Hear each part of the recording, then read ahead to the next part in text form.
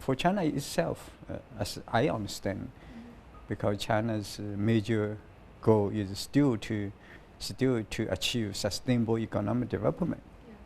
To sustain economic development, it's very important for China, to go global.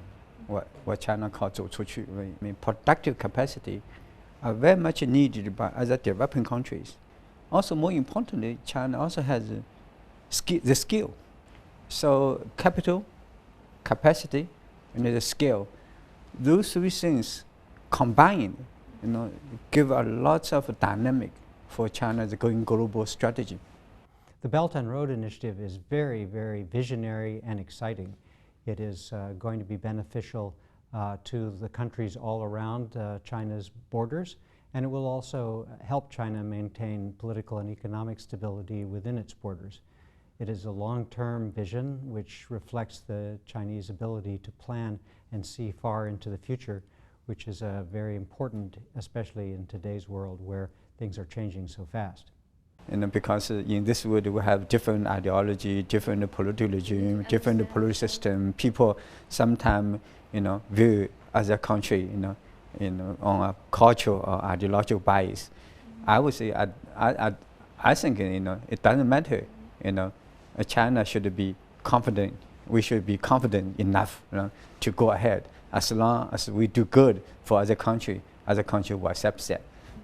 Even you like United States, democracy, human rights. If you look at the Middle East people, I don't think people really will appreciate if you have a wonderful purpose, but in reality, your army is there, you cause more problem than you solve problems, right? So that's no problem. As a rising power, as a responsible international player, China should do lots of this project like this kind of project like One Belt One Road, to benefit other countries.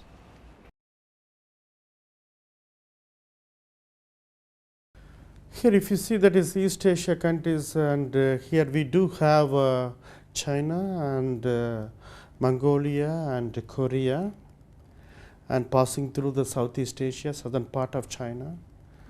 And here, I think if it was well devised, and if it was transformed into a trade or the economic corridors and bringing benefits, I think it will bring co-prosperity.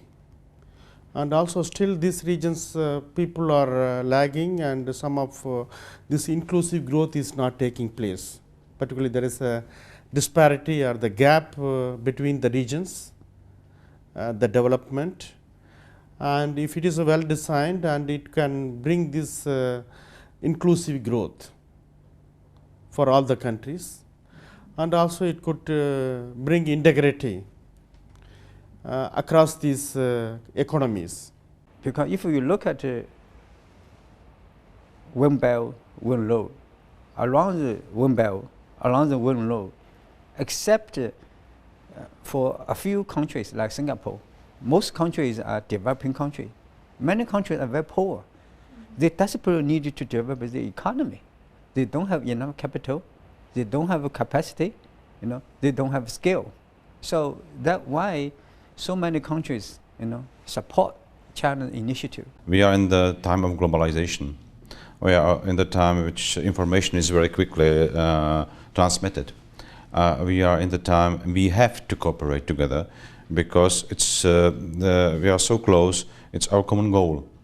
So I think it's a good initiative. Initiative is going to the right way. It's another proof of the responsibility for the development of the world. And I think we have to show our responsibility for the world and try to find the best thing for the common development. And I think this is going to this direction. Because until today, the world economy is still unbalanced. Well, as many years ago, like the 2008, global financial crisis was a result of a global economic imbalance. But China's One Belt One Road initiative is to help, the development in local economies in developing world. So in the long run, it will also help, to rebalance the world economy. So I would say this is really, an important project initiated by a rising great power, that's China. If you look around the whole world, now only China now has this capacity, has the skill, also has the determination, and to do this sort of huge project.